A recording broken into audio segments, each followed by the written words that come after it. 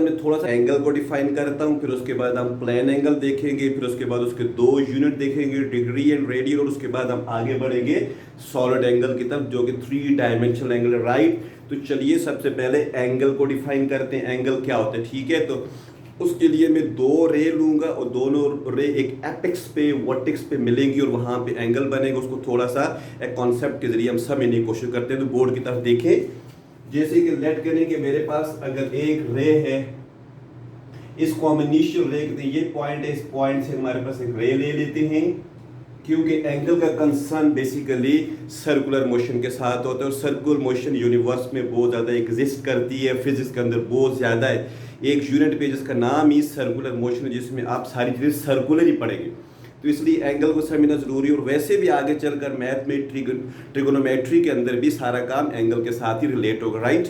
तो यहाँ से मैंने एक रे ले ली, ये रे पॉइंट 0 से पॉइंट ए तक मैंने ली है, और इस रे में इसे हम कहते हैं इनिशियल रे, ठीक है। और ये इस रे का मतलब है कि समथिंग इज रोटेटिंग। अब कुछ चीज रोटेट करके थोड़ी देर के बाद इस डायरेक्शन में आ जाएगी, और ये यहाँ पे आ जाएगी ऊपर बी पॉइंट के ऊपर। तो बीच में ये एक आपको नजर आ रहा है, स्पेस नजर आ रहा है। अब यहाँ पे रोटेशन हुई है, और ये रोटेशन मैंने ली है एंटी क्लॉकवाइज, यानी घड़ी की मुखालफ से, मतलब ठीक है। और इसी तरीके से आप चाहें तो इसको क्लॉकवाइज पर भी ले सकते हैं। अगर आप यहाँ से शुरू करके रोटेशन इस डायरेक्शन में कर देंगे तो आप इसको ऐसे भी शो करेंगे। तो जी स्टूडेंट्स, आप देखें इसमें दोनों डायग्राम के अंदर कोई इतना बड़ा वो नहीं है, ये बी पॉइंट लेने, सॉरी यहाँ पर बी लेने। तो रे ओ ए अगर ऊपर देखें तो घूम कर चली गई है बी पॉइंट पे, ओ बी बन गई है, ठीक है। और इसके अंदर ये आपको नजर आ रहा है, ये इसको हम कहते हैं इंक्लाइनेशन। इंक्लाइनेशन मतलब अगर आपकी आईज ऐसे पड़ी है तो आपकी आईज थोड़ी ऐसी हो जाए या ऐसे हो जाए, क्योंकि बॉडी यहाँ पड़ी है तो इंक्लाइन हो जाए। तो बीच में इस वॉर्टेक्स के अंदर और इन दो रे के दरमियान बीच स्पेस आपको नजर आ रहा है ना, यहाँ पे ये जो कर्व आपको छोटा सा नजर आ रहा है, इंक्लाइनेशन छोटी सी नजर आ रही है, तो आप इसको समझेंगे एंगल। तो angle you can say that the union between the two rays और inclination between the two rays, दो रेज के दरमियान जो इंक्लाइनेशन है उसको आप एंगल कहते हैं। एंगल एक फिजिकल क्वांटिटी है जिससे लेंथ को नापा जाता है, टाइम को नापा जाता है किसी यूनिट के अंदर, तो एंगल को भी नापा जाता है किसी यूनिट के अंदर। तो एंगल के दो यूनिट हम लेंगे, एक डिग्री और एक रेडियन। और सिस्टम इंटरनेशनल स्पेशली रेडियन बहुत इंपॉर्टेंट है, इस पे फोकस कर रहे हैं आपने। तो चलिए थोड़ा सा पॉजिटिव नेगेटिव की तरफ चलते हैं। जैसे कि आपको पता है कि एंगल जब फर्दर पड़ेगा तो वेक्टर क्वांटिटी की शक्ल में आपके सामने आएगा। इसी तरह जब हम डिस्प्लेसमेंट करते हैं वो पॉजिटिव डायरेक्शन भी होती है और नेगेटिव डायरेक्शन भी होती है। जैसे अगर मैं 2D के अंदर ऐसे जाऊँ, यहाँ से अगर मैं इस डायरेक्शन में मूव करता हूँ तो इतना मैं मूव करके x, तो ये मेरा पॉजिटिव x डायरेक्शन होगी। लेकिन अगर मैं ऑपोजिट सेंस में जाता हूं तो नेगेटिव भी हो सकती है। तो ये तो एक सेंस है, क्योंकि वेक्टर के अंदर तो डायरेक्शन का चक्कर होता है। ऐसे ही एंगल के लिए इंटरनेशनल है कि अगर आप एंटी क्लॉकवाइज मूव करेंगे तो उसको पॉजिटिव लेते हैं, क्लॉकवाइज मूव करेंगे तो नेगेटिव लेते हैं। ये कैलकुलेशन आपको मैथमेटिक्स के अंदर समझाई जाएगी, ठीक है। तो एंगल के लिए भी एक सिंबल यूज करते हैं। जैसे बॉडी यहाँ से वहां चली, मैंने एक्स यूज कर दिया, x एक वेरिएबल अननोन की तरह है। ऐसे ही एंगल के लिए हम यूज कर सकते हैं, इस जगह जो एंगल बनता है अल्फा यूज कर सकते हैं, बीटा यूज कर सकते हैं, गामा, एक्स वाई जेड भी। लेकिन मोस्ट फेमस है कि यहाँ पे हम जो है ना ग्रीक लेटर थीटा यूज करते हैं। इस डायरेक्शन में भी यूज कर सकते हैं, सिंपली या नेगेटिव तस्वर होगा या पॉजिटिव होगा। यहाँ पे अगर हम लेंगे जो एंगल हमारे पास बनेगा वो नेगेटिव सेंस में बनेगा, ऊपर जो बनेगा पॉजिटिव सेंस में बनेगा, ठीक है, राइट। आपको समझ आ गया। तो एंगल आप कैसे डिफाइन करेंगे? The inclination, the inclination is known as something angle. Point यहाँ से यहाँ चल गया, इंक्लाइनेशन होगी, उसको हम एंगल कहते हैं। या आपकी आई जैसे घूम रही है, साथ साथ समझ लीजिए कि आप ऐसे सर्कल में ऐसे घूम रहे हैं, तो हर पॉइंट पे इंक्लाइनेशन तब्दील हो रही है। और ये मैंने पूरा 360 पे दोबारा वापस आपकी तरफ आ गया, तो ये पूरा 360 डिग्री या 2 पाई रेडियन एंगल मैंने कवर कर दिया, ठीक है, राइट। अब थोड़ा सा मैं आपको जल्दी 1 डिग्री का बताता हूँ, ताकि हम आगे काम 1 डिग्री एंगल कितना होता है आपके दिमाग में रियलाइजेशन हो जाए, ताकि बाद में जब आप प्लेन एंगल थोड़ा पढ़ना शुरू कर लेंगे उसके अंदर आप रेडियन देखेंगे तो साथ रिलेट कर सकते हैं 1 डिग्री कितनी इंक्लाइनेशन होती है, ठीक है। तो डायग्राम को रिफ्रेश करता हूँ। तो इस डायग्राम के अंदर मैं पूरा एक सर्कल ले लेता हूँ जिस पे मैं आपको ये समझाना चाहता हूँ कि 1 डिग्री इंक्लाइनेशन कितनी होती है। अगर लेट करें जो सर्कल का सेंटर है मैं इसको O बोल लेता हूँ, ठीक है। अब मैं आपको पता है कि सर्कल जो है ऐसे मूव कर रहा है तो इसमें पॉइंट टू पॉइंट इंक्लाइनेशन आप देखें चेंज हो रही है। तो ये एक हमारे पास जो है इसमें सर्कल है जिसमें 360 पे ये घूम रहा है। तो अगर मैं यहाँ से एक अपना स्टार्टिंग पॉइंट लेता हूँ यहाँ पर 0 पे, ठीक है, ये मैं रे ले लेता हूँ, रेडियस ले लेता हूँ, रेडियल वेक्टर ले लेता हूँ, और फिर मैं सर्कल की जो बाहर की जो बाउंड्री है उसको मैं 360 पार्ट में इक्वल पार्ट्स में डिवाइड कर देता हूँ।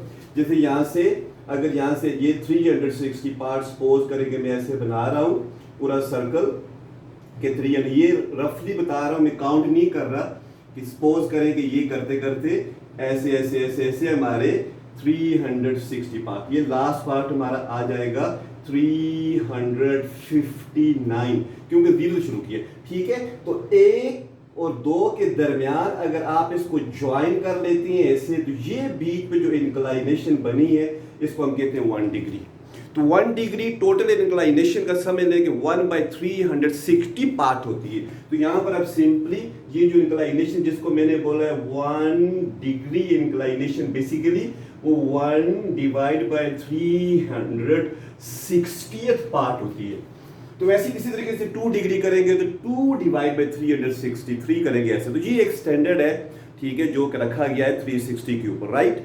और फर्दर जो है ये जो एंगल बनता है 1 डिग्री काफी बड़ा एंगल होता है, इसके अंदर आपको पता है। तो रियल नंबर में एंगल आ जाए पॉइंट पे 1.1 1.2 1.3, तो फिर हमें फर्दर थोड़ा सा इसको आगे डिवाइड करना होता है मिनट और सेकंड्स के अंदर। फर्दर मैं इंशाल्लाह किसी और लेक्चर में आपको डीएमएस सिस्टम और सर्कुलर सिस्टम के ऊपर बताऊंगा, डिग्री मिनट सेकंड को, राइट। आज का फोकस हमारा इस तरफ है। ये तो यकीनन आपको रियलाइजेशन होगी 1 डिग्री 1/360 पार्ट ऑफ दिस। आप कह सकते हैं कि ये जो हमारी पेरिफेरी है, ये जो सर्कमफ्रेंस है, सर्कमफ्रेंस का 1/360 पार्ट हो गया, राइट। तो चलिए हम चलते हैं प्लेन एंगल की तरफ, जो हमारा फोकस टॉपिक, राइट। तो यहाँ पे अब मैं बताऊंगा, यहाँ पे मैं हेडिंग लिखता हूँ प्लेन एंगल और उसके ऊपर कॉन्सेंट्रेट करते हैं, राइट। तो यहाँ पे प्लेन एंगल मैंने यहाँ पे लिख दिया प्लेन।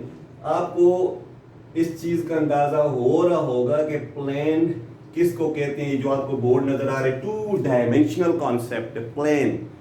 तो प्लेन एक एरिया होता है जिसको हम तस्वर में ज़हन में सोच सकते हैं 2D चीज, जबकि यहाँ पे जब आएंगे सॉलिड एंगल के अंदर तो आपको बताऊंगा ये 3D कॉन्सेप्ट बनेगा। तो प्लेन एंगल पे हमारा पूरा फोकस आ गया है और इसमें मैं आपको क्या क्या बताऊंगा। प्लेन एंगल को सिंपल डिफाइन कर लेंगे और फिर प्लेन एंगल के अंदर इक्वेशन की तरफ जाएंगे, theta is equal to L/R या S/R की तरफ जाएंगे, यानी theta is equal to arc divide by radius को समझेंगे। और इसके अलावा यहाँ पे हम डिग्री, जो मैंने अभी थोड़ी देर पे बताया, और रेडियन एक नया यूनिट आपको बताएंगे और रेडियन की अपनी अहमियत बहुत ज़्यादा है, वो भी समझने की कोशिश करेंगे, ठीक है। तो चलिए प्लेन एंगल के मतलब पहला जुमला ये बनता है कि it is a 2 dimensional angle, not a 3 dimensional angle, ठीक है। सॉरी। तो अगर मैं यहां से अगर मैं पॉइंट ले लेता हूं और इससे लेट करेंगे मैं सर्कल के अंदर ये आपको समझाने की कोशिश करता हूं, ज्यादा बेहतर रहेगा। अगर ये मेरे पास एक सर्कुलर बॉडी है, जो सर्कुलर बॉडी होती है इसमें कुछ पैरामीटर्स होते हैं। जब बॉडी सर्कल में घूमती है तो कुछ पैरामीटर्स कांस्टेंट रहते हैं, कुछ पैरामीटर तब्दील हो जाते हैं। कौन से पैरामीटर, इनको नोट करना जरूरी है। एक तो सर्कल का सेंटर आपके सामने ये आपको नजर आ गया सेंटर, ठीक है। सेंटर के अलावा सर्कल के सेंटर से अगर मैं यहाँ पे एक ये डिस्टेंस लेता हूँ जिसको हम रेडियस कहते हैं, तो वो जो स्पेसिफिक सर्कल हमने लिए उस सर्कल के लिए कांस्टेंट डिस्टेंस माना जाएगा, ठीक है। तो यहाँ पे मैं ए पॉइंट देता हूँ, ये पॉइंट समझ लीजिए कि पॉइंट ए के सर्कल की बाउंड्री के ऊपर कोई पॉइंट ऐसे घूम रहा है, ऐसे, ठीक है। एक रोटेशन, 2 3 4 काफी रोटेशन ले सकते हो, डिपेंड करते हैं, जैसे पंखा जब घूमता है पर वो तो चलता रहता है। तो सिमिलरली इसी तरीके से अगर ये वाला पॉइंट घूम के यहाँ पे आ गया बी के ऊपर, रेडियस उतनी रहेगा, लेकिन बीच में देखें कितनी डिफरेंट फिजिकल क्वांटिटीज इसमें अपीयर होगी। एक तो आर्क आ गई, अगर आर्क को मैं एस से मेंशन कर दूं, और इसके अलावा एरिया ये छोटा सा बन गया है, एरिया को हम सेक्टर कहते हैं।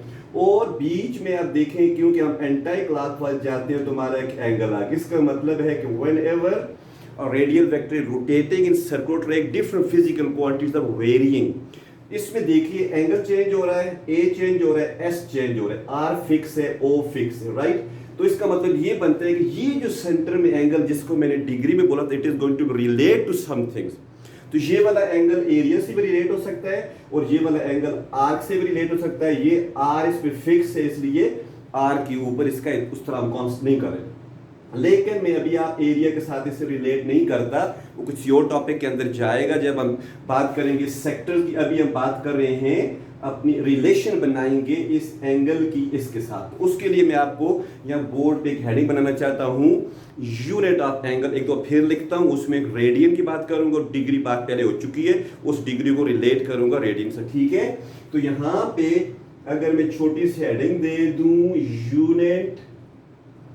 यूनिट्स बल्कि बोलते हैं, दो हैं यूनिट्स ऑफ एंगल।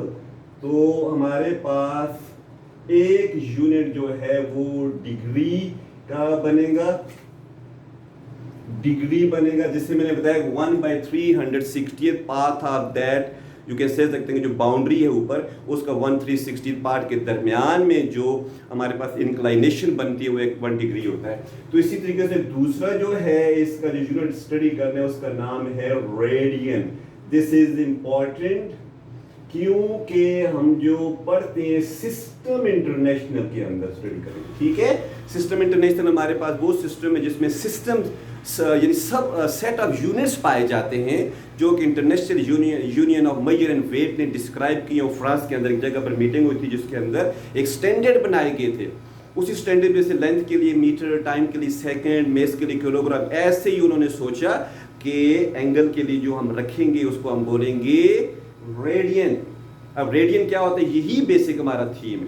पहले आपने देख लिया कि प्लेन एंगल 2 डायमेंशनल एंगल है, इसमें मैंने किसी किस्म की विड्थ का जिक्र नहीं किया, लेंथ इसके अंदर है, ब्रेथ इसके अंदर है, मोटाई का जिक्र नहीं किया इसके अंदर। ये सिंपल एक 2D है, एक सर्कल के अंदर बन रहा है, ना कि किसी फुटबॉल के अंदर बन रहा है या किसी आप समझ लीजिए कि स्फीयर के अंदर बन रहा है या बलून के अंदर बन रहा है। जब उस तरह की बात करेंगे कि जो एंगल किसी स्फीयर के अंदर बनता है या बलून के अंदर बनता है या 3D सिमेट्री में आएगा तो वहाँ पे हम सॉलिड एंगल की बात करेंगे, जो आगे जाकर गाजियस लॉ पढ़ेंगे उसमें बहुत इंपॉर्टेंट आएगा, राइट। तो इसमें हम समझते हैं, अब मैंने आपको बताना है कि एक रेडियन, जैसे मैंने बोला एक डिग्री मैंने बोला कि 1/360 पार्ट ऑफ द सर्कमफ्रेंस के दरमियान में जो इंक्लाइनेशन आती है वो हमारे पास 1 डिग्री कहलाती है। ऐसे ही मैं अब 1 रेडियन को डिफाइन करूंगा, बट इसमें बहुत मोस्ट इंपॉर्टेंट ये चीज़ आप देखेंगे, डिग्री और रेडियन का लिंक बनेगा। तो डिग्री में सेंटर में ले रहा हूँ। अब देखिए जी, यहाँ गौर करें, एक इक्वेशन, लॉजिकल इक्वेशन है कि एंगल जो है बेसिकली ये जो एंगल है ये इफेक्ट होता है जिस वक्त आर्क की लेंथ बढ़ती है, छोटी होती है तो एंगल इफेक्ट होता है, उसमें कोई शक नहीं है। अगर ये घूमते घूमते यहाँ पे आ जाएगा तो आर्क बड़ी हो जाएगी तो एंगल भी बड़ा हो जाएगा। इसलिए उसके दरमियान में एंगल जो सेंटर में बनता है और ऊपर आर्क, तो इसमें आर्क एस और रेडियस आर, ये एक बहुत अहम किस्म की इक्वेशन है। इसकी राइट हैंड साइड पे एक रेशो लिखी है, रेशो है आर्क की लंबाई डिवाइड बाय रेडियस। ये रेशो अगर फ्लक्चुएट करेगी, कम ज्यादा होगी तो डेफिनेटली एंगल भी कम ज्यादा होगा, ठीक है। और बाकी इसमें ये पॉइंट नोट करें कि अगर मैं इसको मीटर में लेता हूँ, इसको भी मीटर में लेता हूँ तो इनके दोनों मीटर कट जाएंगे, तो आप समझ लीजिए कि इसका इस तरफ तो डायमेंशन नहीं है, लेकिन for the sake of understanding यानी एंगल को, क्योंकि एंगल फिजिकल क्वांटिटी है, उसको बोलने के लिए हमें सिर्फ मैग्नीट्यूड के अलावा कोई यूनिट बोलना पड़ेगा। इसलिए इसके साथ इस रेशियो से जो भी जवाब निकलेगा इसको हम रेडियन लिखेंगे, RA शॉर्ट में हम इसको रेड कहते हैं और पूरा नाम इसका रेडियन शॉर्ट हम लिखेंगे, ठीक है। S और R की जो रेशियो बनती है इसको रेडियन कहते हैं। एक तरफ रेशियो चल रही है और एक तरफ डिग्री चल रही है। अब दोनों के दरमियान रिलेशन मौजूद है। सेंटर में हम डिग्री के सेंस में लेंगे और बाहर जो रेशियो के सेंस में लेंगे।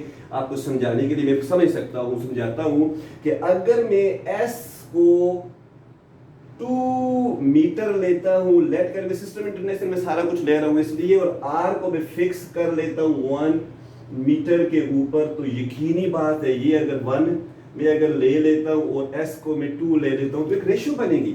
s तो खुल चुकी है, जब s खुल चुकी है यहाँ से r बन चुका है तो फिर थीटा भी तो कुछ ना कुछ होगा इस रेशियो के दौरान।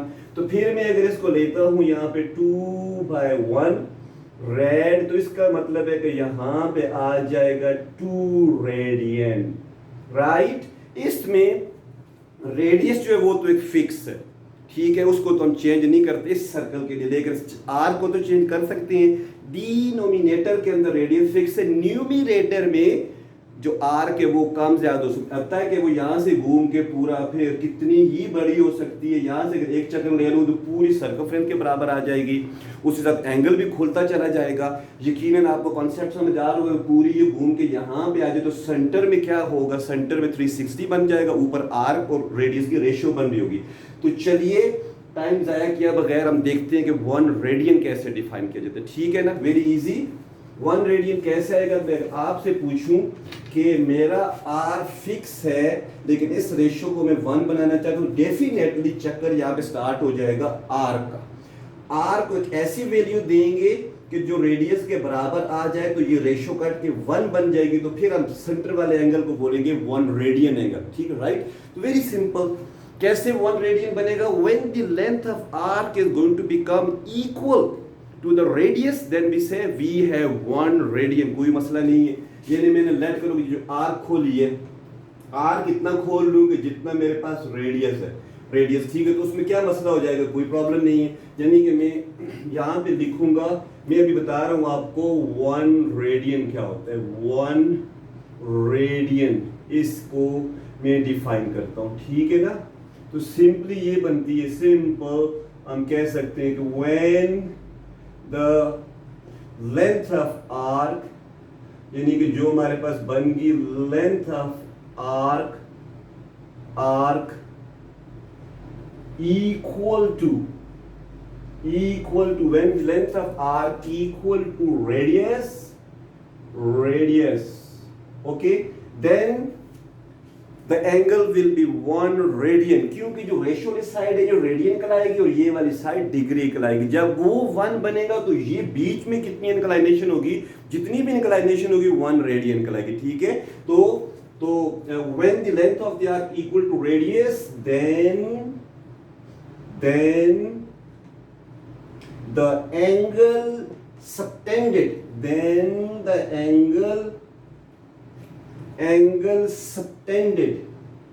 angle subtended in the center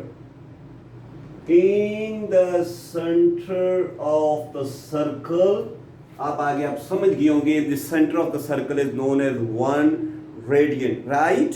point आपको समझ आ गया, बहुत इजी है। 1 रेडियन का मतलब ये बनता है कि रेशियो जिस वक्त आर्क और रेडियस की 1 हो जाए तो यहाँ पर भी कुछ चीज तो बनेगी ना, वो बताता हूँ। 57.2 डिग्री बनती है, हम उसको 1 रेडियन कहते हैं। तो अब आप, मैं इसको इरेज कर दूंगा, आपकी बुक में सारा मटेरियल लिखा है, या तो आप इसका अपनी वीडियो को स्टॉप करके स्क्रीनशॉट बना सकते हैं। मुझे बोर्ड चाहिए आपके लिए थोड़ा और आगे कैलकुलेशन करने के लिए।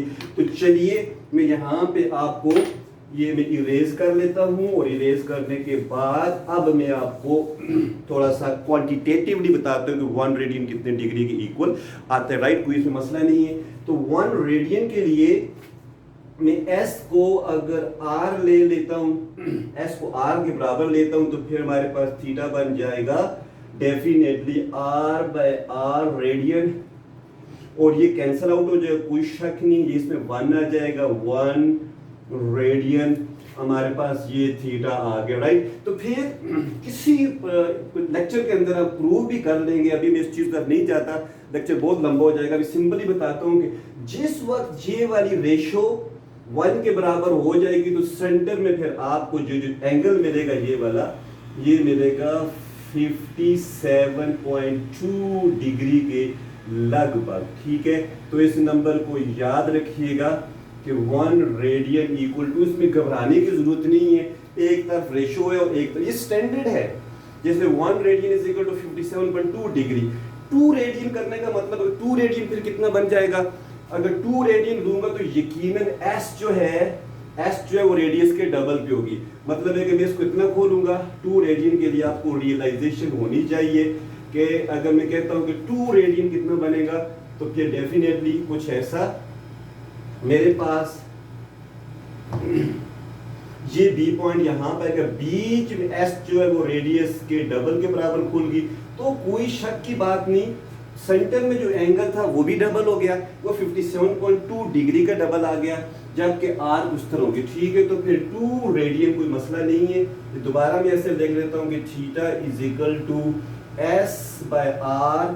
ठीक है, मैं बता रहा हूँ कि 2 रेडियन कितना बन जाएगा, तो एस की जगह ये रेडियन इस साइड पर यूनिट रेडियन होता है, उस साइड पर डिग्री होता है, तो इसके अंदर मैं 2r के बराबर लिख दूंगा रेड, तो फिर ये कट जाएंगे, तो मैं इसे बोलूंगा 2 रेडियन। अब 2 रेडियन की बात है, 1 रेडियन के अंदर कितना एंगल होता है 57.2 डिग्री, 2 रेडियन में कितना एंगल होगा, तो आराम से 2 मल्टीप्लाई 1 रेडियन। लेट्स सपोज करें कि आप रेशो से डिग्री बताना चाहते हैं, तो अब ये बहुत इंपॉर्टेंट फार्मूला है। दिस फार्मूला जो आपको ये मिले, this formula could be used to make a relation between radian and degree and the conversion, how we convert radian to degree, degree to radian could be used. Okay, so here अगर यहाँ पर ये जो 1 radian है इसकी जगह पर मैं अगर डिग्री में देखना चाहता हूँ रिजल्ट, तो मैं डाल दूंगा 57.2 डिग्री, मल्टीप्लाई कर दूंगा। कोई शक नहीं कि अगर रेशो डबल हुई है तो वो भी डबल हो जाएगा। होप सो आपको ये बात समझ आ गई। तो चलिए थोड़ा सा पाई की टर्म में फार्मूले को थोड़ा सा रिप्रेजेंट करता हूँ और मैं शिफ्ट हो जाऊंगा फिर अपने सॉलिड एंगल की तरफ। ठीक है, तो चलिए थोड़ा सा और इसके मतलब देख लेते हैं। डायग्राम मेरे पास बनी हुई है यहाँ पे, तो अब मैं ये मेरे पास ऊपर आर्क रेडियस, दोबारा मैं इसको रिफ्रेश कर लेता हूँ कि अगर ये मेरे पास आर है और ये मेरे पास एस है, और राइट, तो अब जी हम लोग यहाँ पे करते हैं कि मैं थोड़ा पाई इसमें देखता हूँ पाई कैसे इंट्रोड्यूस हो जाते हैं। पाई एक बहुत अहम किस्म का कांस्टेंट है, ठीक है ना, जिसको आप 22/7 या फिर 3.14 आप इर्रेशनल नंबर ऐसे चलता है, ठीक है, कांस्टेंट नंबर है। तो चलिए दोबारा मैं पाई को लाता हूँ, theta equal S by R. अब कोई लिमिट नहीं है कि मैं आर को कितना खोलूंगा, ये आर यहां से एक चक्कर के बराबर, 1 rotation 2 rotation 3 up to so on, इसमें कुछ नहीं, it's general formula. You can take 1 million rotation, आप डाल रहे 1 मिलियन में कितना आर बनते हैं, रेशियो दे रहे हैं, एंगल पता चल जाएगा। एक चक्कर में कितना एंगल बनेगा आप बताइए, 360। 2 चक्कर में कितना एंगल बनेगा, तो डेफिनेटली जब एक चक्कर होगा तो आर्क भी एक सर्कमफ्रेंस के बराबर आएगी, 2 चक्कर, तो साथ साथ रेशियो भी बढ़ती जाएगी, साथ साथ एंगल भी बढ़ता जाएगा। Very simple. तो अगर मैं कंडीशन लगाता हूं कि 1 रोटेशन अगर लेता हूं मैं इसको, 1 रोटेशन की बात करता हूं, तो 1 रोटेशन का मतलब है कि यहां से गाड़ी चली और चलने के बाद गाड़ी यहां से चलती चलती चलती चलती दोबारा पॉइंट आ गई जहां स्टार्ट हुई। इसका मतलब है कि ऐसे पूरा 1 रोटेशन हो गया। अब 1 रोटेशन के अंदर आर की क्या सिचुएशन है, तो डेफिनेटली जो आर के 1 रोटेशन के ऊपर वो बन जाएगी सर्कमफ्रेंस के बराबर, ठीक है, और सर्कमफ्रेंस होता है 2 पाई आर। पॉइंट आपको समझ आ गया, सर्कमफ्रेंस होता है 2 पाई आर, तो ये 2 पाई आर के बराबर है कि तो रेडियस तो अपनी जगह पे नहीं हिलेगा, आप मर्जी है उसमें इनफाइनाइट भी चक्कर लगाए। रेडियस अगर स्पेसिफिक सर्कल आपने लिया है, हाँ सर्कल चेंज करें तो अलग बात हो जाएगी, लेकिन उसमें रेडियस वही रहेगा। तो इसी तरीके से अगर मैं फार्मूले के अंदर वो डाल दूं, theta is equal to R की जगह डाल दूंगा 2 पाई आर बाय आर, और आर आर से कैंसिल हो जाएगा और हमें मिलेगा 2 पाई रेडियन। Very simple. एक रोटेशन के अंदर कितना हमारे पास रेशियो बनते हैं, 2 मल्टीप्लाई 22/7 या 3.14, इतनी रेशियो बनेगी एस और आर की, इतनी रेशियो बन जाएगी। ठीक है, आप इसको निकाल भी सकते हैं कि ये 2 मल्टीप्लाई 3.14 रेड के बराबर आ जाएगी। इन दोनों को मल्टीप्लाई कर लें, 6.28 के करीब सब आएंगे, इतने रेडियन होंगे उसमें, यानी कि रेशियो से ये जवाब निकलेगा जिस वक्त पूरा 360 पे करेगा। होप सो आपको प्लेन एंगल के मतलब बात समझ आ गई होगी कि प्लेन एंगल हमारे पास 2 डायमेंशनल एंगल होता है। मैं बोर्ड को साफ कर लेता हूँ, ठीक है, ताकि आप उस बात को थोड़ा जहन में डालें। तो प्लेन एंगल 2 डायमेंशनल एंगल है, जिसके अंदर हम लोगों ने ये देखा कि इसमें हमारे पास जो एक सर्कल होता है, सर्कल के सेंटर में रेडियस होता है, फिर आर्क होती है, फिर एंगल होता है, फिर हम रिलेशन देख ली कि जो थीटा होता है उसकी रिलेशन जो है एस और आर के साथ लिंक होती है। जो रेशियो वाली साइड बनती है एस और आर की उसको रेडियन कहते हैं, और सेंटर में जो चीज़ होती है उसको हम डिग्री कहते हैं। डिग्री रेडियन का एक लिंक है, आप इसे कह सकते हैं प्रोपोर्शन मैथ के अंदर कि दो किस्म की चीज़ों का लिंक बना हुआ एक दूसरे, सिंपल सी चीज़ है, ठीक है। तो चलिए शिफ्ट करते हैं अपने आप को अब 3D एंगल की तरफ। 3D एंगल हमारे पास सॉलिड एंगल होता है, फिर इसके ऊपर करूंगा मैं ज़्यादा डिटेल में नहीं बताऊंगा, एक फार्मूले की तरफ ही जाता हूं और किसी और लेक्चर के अंदर इसका मैं एक्चुअल प्रूफ भी आपको करा दूंगा, ठीक है, राइट। तो बोर्ड को साफ करते हैं और फिर यहाँ पे सिंपल प्लेन की जगह पे हेडिंग बना लेते हैं सॉलिड एंगल। सॉलिड एंगल, कोई इसमें डिफिकल्ट बात नहीं है। सॉलिड एंगल आप इसे कह सकते हैं कि 3D एंगल है, ये 3 डायमेंशनल, जबकि ये वाला जो था हमारे पास 2D एंगल था, 2 डायमेंशनल एंगल था, ठीक है। दोनों को फार्मूलों को मैं कंपेयर करके बता दूंगा आपको। आप सोचें, अगर आपने सॉलिड एंगल सोचना है तो फिर आप सोचें कि क्या सोचिए आप, मैं अभी आप मोबाइल को देख रहा हूँ तो वो भी मेरे पास एक 3D का है। मैं अभी आपको डायग्राम से बताता हूँ 3D एंगल यहाँ भी बन रहा है मोबाइल और मेरी आंख के साथ, ठीक है, राइट।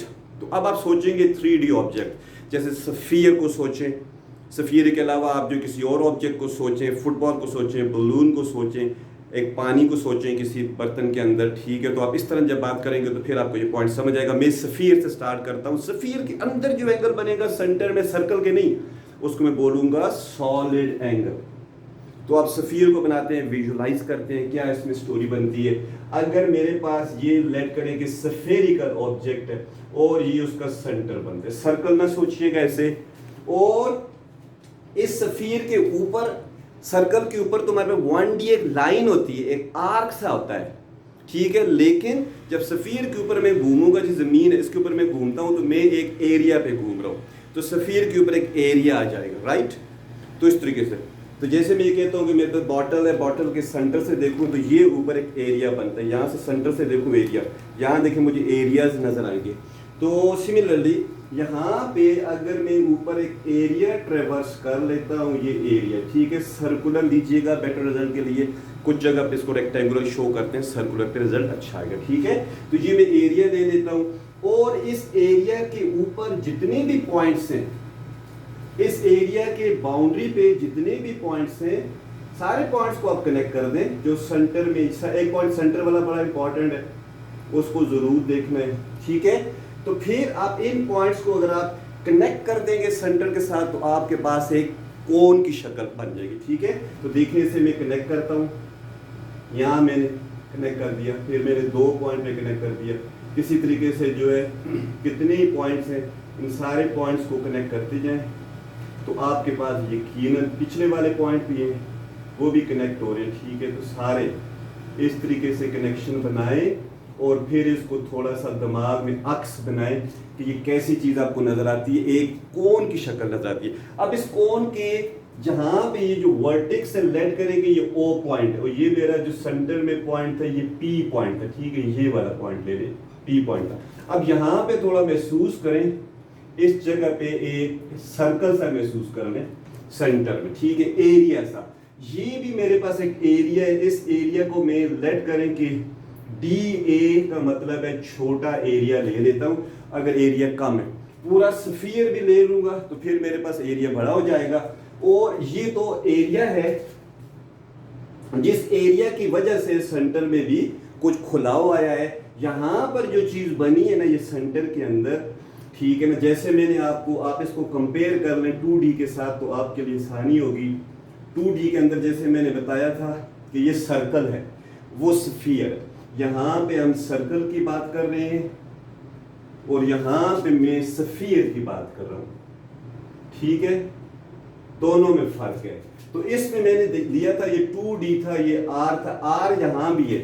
अब ये जो सेंटर वाला फासला है इसको हम r के तौर पे लेते हैं, ऊपर एरिया आ गया, ठीक है।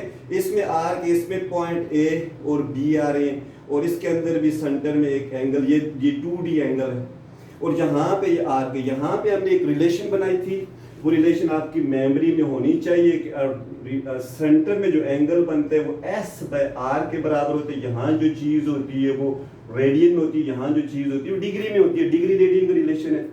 तो यहाँ पे हमारे पास सेंटर में जो चीज़ बनेगी यहाँ पे उसको बोलेंगे स्टीर रेडियन, वो एंगल है सॉलिड एंगल, उसका यूनिट स्टीर रेडियन, सॉरी। तो ये सेंटर में जो बना है इसको अगर मैं डी ओमेगा से शो करता हूं तो ये चीज मेरे पास जो है सॉलिड एंगल है, सॉलिड एंगल। तो आप कह सकते हैं कि इस आर्क ने यहां जो एंगल ट्रेवर्स किया वो प्लेन एंगल था, इस एरिया ने यहां पे जो एंगल ट्रेवर्स किया, इंग्लिश में ट्रेवर्स कहते हैं बनाने को, तो इसे कहते हैं सॉलिड एंगल। सिंपल, दोनों डायग्राम का कंपेयर कर लें, मैथमेटिकल फार्मूला आपके सामने, relation between arc, radius and angle, beautiful relation. जब आप जाएंगे ट्रिगोनोमेट्री के अंदर, स्पेशली मैथ के अंदर, you will find this formula tremendously there to relate, to find the definition। इस फार्मूले की मदद से मैं यहाँ से खड़े होके सूरज का जो डायामीटर है, सूरज चांद का जो डायामीटर है, डिस्टेंस है, मैं निकाल सकता हूँ, ठीक है। इतना ही अप्लाइड मैथमेटिक्स के अंदर अप्लाई। सिमिलरली ये भी 3D के अंदर आप गॉसियन लॉ पढ़ेंगे, बहुत इसके अलावा बर्नौली इक्वेशन पढ़ेंगे, जहाँ पे फ्लक्स आ जाएंगे, यहाँ पर डेंसिटी, जहाँ पे वॉल्यूम की शक्लें आना शुरू हो जाएंगी, तो फिर इस फार्मूले को आप देखेंगे। अभी फार्मूला बनाता हूँ। यहाँ क्या रेशियो थी एस और आर की, ये जो सेंटर में एंगल है जिसको मैंने ओमेगा से शो किया, लेट करो अगर छोटा है तो डी ओमेगा, ये किस बात पे डिपेंड करता है, ये एरिया और रेडियस पे डिपेंड करता है। इसको इसका ये होता है डी एरिया डिवाइड, यानी area divide by radius square. जैसे ये 1d था, s/r, ये एरिया के अंदर भी स्क्वायर होता है, यानी कि मीटर का स्क्वायर होता है, और r भी मीटर का स्क्वायर। इसका प्रूफ किसी और लेक्चर में कराऊंगा, यहाँ करा दिया तो लेक्चर बहुत लेंथी हो जाएगा, राइट। तो आप देखें एरिया जो ऊपर बना और रेडियस जो इसके सेंटर से यहाँ तक, इसके एरिया के सेंटर तक फासला है, इसकी रेशो जब लेते हैं तो ये रेशो इसको फ्लैट करती है। ये रेशो, इस रेशो से जो जवाब निकलता है इसको हम कहते हैं स्टीर रेडियन, स्टीर रेडियन, जिसको शॉर्ट में आपसे पूछे कि स्टीर रेडियन क्या होता है। Stir radian is the unit of solid angle in system international, right. 1 stir radian क्या होगा, कोई मसला नहीं। ये जो रेशो है ये एस आर है, ये स्टीर रेडियन कहलाती है, ठीक है, इस रेशो कहते हैं। अब ये रेशो 1 कब होगी, कोई इसमें प्रॉब्लम है? कोई प्रॉब्लम नहीं है। आप मैथमेटिक्स भी समझते हो, फिजिक्स के बच्चे हो, तो जब ये दोनों ऊपर वाला एरिया नीचे आर स्क्वायर चेंज नहीं हो रहा for specific circle, sphere, sorry, अगर स्फीयर को मैं चेंज करूंगा तो आर चेंज होने के लिहाज से फिर डीए भी उसी तरह रिलेट साथ साथ हो जाएगा, ठीक है, ठीक है। तो अब इसमें अगर मैं यहां पे ये कहता हूं कि मैं जब बताता हूं कि 1 स्टीर रेडियन हमारे पास कब बनेगा, 1 स्टीर रेडियन कब बनेगा, सिंपल सी बात है, when the area, when the magnitude of the area become equal to r square, ठीक है। मैं कह सकता हूं कि when the magnitude of area equal to r square, then the angle subtended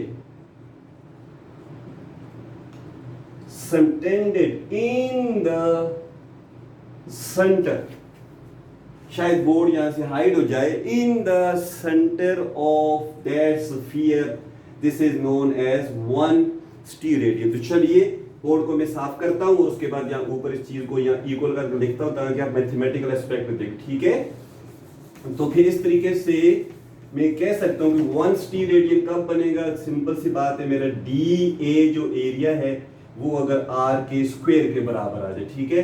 तो फिर हम ऐसे कह सकते हैं कि डी ए बराबर, इसकी जगह भी डाल देंगे आर का स्क्वायर कैंसिल आउट हो जाएंगे दोनों के दोनों, तो फिर हमारे पास डी ओमेगा बराबर आ जाएगा 1 टी रेडियन। Easy difficult. यहाँ जब आप लोगों ने 1 रेडियन का देखा था, एस और आर को बराबर किया था, जहाँ आपने 1 टी रेडियन का देखा तो इसको बराबर कर दिया, ठीक है। ये था इसके दरमियान थोड़ी सी रिलेशन। अब एक डायग्राम को मैं वाज़ेह तौर पे एक मैं आपको थोड़ा सा एक रिलेशन बनाता हूँ, दोनों देखें, एक एप्लीकेशन समझाने की कोशिश करता हूँ और उसके बाद इस लेक्चर को क्लोज करेंगे, ठीक है। तो कैसे मैं यूज करता हूं दोनों को देख लो। ये अगर मेरे पास अगर ये आंख है, ठीक है, सॉरी, इस तरीके से, तो अगर यहां पे मैं अगर 2 डायमेंशनल ऑब्जेक्ट है, इसको मैं देखूंगा, और इसी तरीके से एक आंख में यहां बनाता हूं और यहां पे मेरे पास अगर 2 डायमेंशनल ऑब्जेक्ट उसको देखता हूं। अगर यहाँ पे मैं अगर एक 2 डायमेंशनल ऑब्जेक्ट है इसको देखता हूँ, तो फिर यहाँ सॉलिड एंगल का कॉन्सेप्ट शुरू हो जाएगा। अगर कोई 1 डायमेंशनल एंगल है इसको देखता हूँ तो ये मेरे पास प्लेन एंगल का है। अब इसको देखने के, ये मेरी आंख है तो डेफिनेटली यहाँ पे एंगल बनेगा, ठीक है।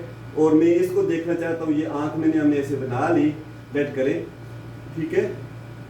तो पर इस सेंस में ये वाला एंगल निकालना चाहता हूं तो मेरे पास कोई इस तरह की चीज़ नहीं है, प्रोट्रैक्टर वगैरह, सिर्फ एक स्केल है, मैं नापना चाहता हूं तो मैं फिर अपना ये वाला जो फार्मूला है theta equal S by R के इस्तेमाल से, क्योंकि देखें यहाँ से ये आर की मानद है, इसको मैं अगर ऐसे एक सर्कल की तरह ले लूं तो ये वाली जो हाइट है ये एस की मानद है, तो इस फार्मूले में डाल लूं तो मुझे इस एंगल की समझ आ सकती है। लेकिन वहां पे मेरे पास अगर एक रेक्टेंगल पड़ी है, इससे जब मैं देखूंगा तो फिर इसमें मसला हो जाएगा, यानी ये मेरे पास एक 3D ऑब्जेक्ट की तरह चीज बन गई है।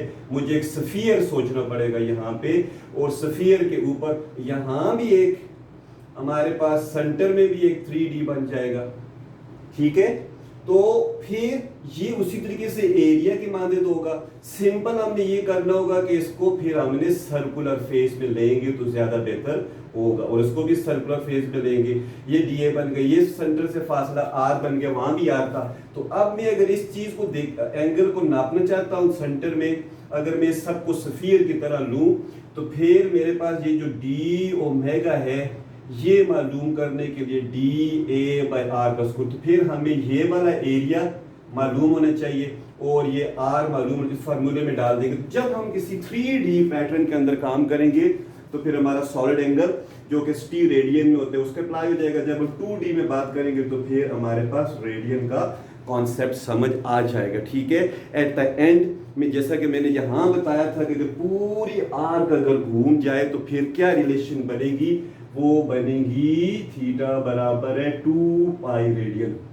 ऐसे यहाँ पर भी बता देता हूँ, फिर हम लेक्चर का एंड करते हैं कि ये मेरे पास लेट को ए बाय आर का स्क्वायर ले लिया, और मैं इस डायग्राम को मैं आपको क्या बताना चाहता हूँ, व्हेन द एरिया जो ऊपर है पूरे स्फीयर के एरिया के बराबर हो जाए तो फिर जो सेंटर में जो एंगल बनेगा वो हमारे पास कितनी रिलेशन बनाएगा, ठीक है। तो फिर इसमें जैसे कि मेरे पास ये स्फीयर है, ये स्फीयर के ऊपर मेरे पास ये वाला एक एरिया था छोटा, इस एरिया को मैं बड़ा कर देता हूँ, यानी पूरे स्फीयर के बराबर खोल लेता हूँ, तो फिर ये एरिया जो होगा वो पूरे स्फीयर का सरफेस एरिया बन जाएगा। जैसे आर्क को मैंने खोला था तो आर्क सर्कमफ्रेंस के बराबर आ गया, इधर 2 पाई आर, ऐसी एरिया 4 पाई आर स्क्वायर होता है स्फीयर का सरफेस एरिया। तो आप जो ऊपर एरिया बनता है उस एरिया को पूरा एक खोल लेंगे अगर, तो सेंटर में भी डेफिनेटली खुलाव आ जाएगा वैसे ही। तो इस तरीके से DW कितना टी रेडियन बनेगा वो हम विजुलाइज कर सकते हैं। एरिया की जगह डाल देंगे 4πr² ये कट जाएगा तो हमारे पास आ जाएगा 4π रेडियन। जैसे यहाँ पे हमारे पास आ गया था थीटा, जब हमने यहाँ पर कैलकुलेशन की थी तो वो हमने s की जगह डाला था 2πr/r, ये कटा था तो फिर हमारे पास आ गया था 2π रेडियन। राइट, आपको पॉइंट समझ आ गया? तो आज के लेक्चर में माय डियर स्टूडेंट्स मैंने आपको बताया एंगल क्या होता है, इसके अलावा मैंने आपको बताया एंगल के 2 यूनिट्स होते हैं, ठीक है, डिग्री एंड रेडियन। फिर मैंने बताया कि प्लेन एंगल क्या होता है, 2 डायमेंशनल एंगल होता है सर्कल के अंदर जैसे बनता है, उसकी रिलेशन बताई आपको s/r। फिर मैंने सॉलिड एंगल बताया, 3 डायमेंशनल एंगल जो 3D के अंदर होता है, वो ऑब्जेक्ट जो कि 3D होते हैं जैसे स्फीयर हो गया, उसके अंदर जो एंगल बनता है। फिर मैंने यहाँ पर एक रिलेशन डिराइव किए बगैर डेरिवेशन में पेश करूंगा किसी लेक्चर में, इसकी डेरिवेशन इसकी भी पेश करूंगा एक खास तरीके से। तो फिर उस पर मैंने देखा कि एरिया और ये ऊपर जो एरिया बनता है और जो आर बनता है, आर का स्क्वायर एरिया और आर के स्क्वायर की रेशियो से जो चीज़ निकलती है वो टी रेडियन कहलाती है। फिर मैंने बताया कि पूरी आर खुल जाए तो क्या रिलेशन बनेगी एंगल और उसके दरमियान, यानी सेंटर में जो एंगल बनता है इसके दरमियान 2π, यहाँ पूरा एरिया सफीर के एरिया के बराबर खुल जाए तो फिर बनते हैं 4π रेडियन। होप सो आपको समझ आएगी इंशाल्लाह ताला। इजाज़त दीजिए नेक्स्ट लेक्चर तक। वस्सलाम सर मुनीर खान।